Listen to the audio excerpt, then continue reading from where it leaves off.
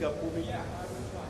So thank you so much, Mr. Vice President. And my question is, from the level of cooperation that we just saw today here in this place, and how do you see the, let's say, future of normalization in Israel in the region? If you see like a cooperation, growing cooperation between Israel and other Gulf states that we don't see from the outside. Yeah, well, I think Steve put it best, which is that this model, I think, could serve for a foundation for normalization, not just in the Middle East, but across the world.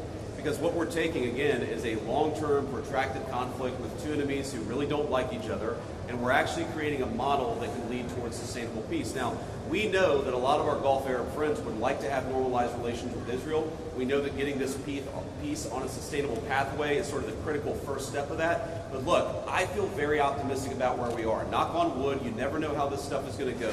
But given what I've seen, given the incredible talent and effort that's going in to the reconstruction of Gaza, to the long-term security of the Gazans in that territory, I feel very good about where we are. And again, if we get this right, I really do think it's going to be a domino that leads to a lot of further peace all across the region. Sir.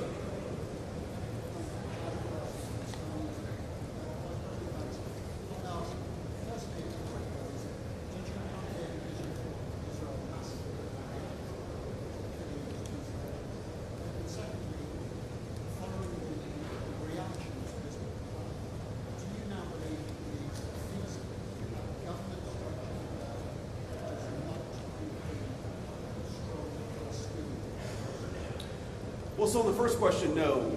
My visit had nothing to do with events of the past 48 hours. We had actually tried to plan this visit, frankly, months ago, and now we thought this would be a good time to do it. It ended up working out. As you know, sometimes calendars are difficult, especially when you're the Vice President of the United States.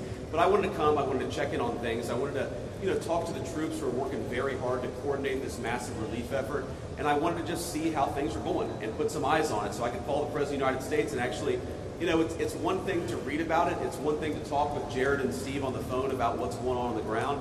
It's another thing to actually shake somebody's hand, to look them in the eye and to understand what are the challenges, what are the things they need from me. I mean, I heard from relatively junior troops very simple things that would make their lives easier that I'm going to take back to Washington and hopefully help them with. That's why you do a visit like this, not because of anything that's happening on the ground. On your question about what is the ultimate, authority in Gaza look like, I don't know the answer to that question. And I think what's so cool, what's so amazing about what these guys have done is that we're creating a governance structure that is very flexible to what happens on the ground in the future. We need to reconstitute Gaza. We need to reconstruct Gaza. We need to make sure that both the Palestinians living in Gaza, but also the Israelis, are able to live in some measure of security and stability. We're doing all those things simultaneously. And then I think once we've got to a point where both the Gazans and our Israeli friends can have some measure of security, then we'll worry about what the long-term governance of Gaza is.